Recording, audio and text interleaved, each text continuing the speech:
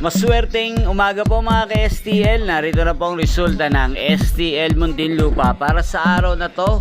First draw February 5, 2025, araw ng Miyerkules. Naway ang mga natayaan niyo pong mga numero kanina ay manalo nawa ngayong umagang ito, 11 AM. Kaya kunin niyo na po ang inyong mga tickets. Narito na po ang resulta. Ang mga numerong nanalo sa STL Muntinlupa ngayong umagang ito, February 5, 2025, 11 AM. First draw result, 19 at 23 in exact order. Sa lahat po ng tumaya kanina sa STL Muntinlupa para sa first draw ng 19 at 23, congrats po sa inyo. Panalo po kayo again, 19 at 23.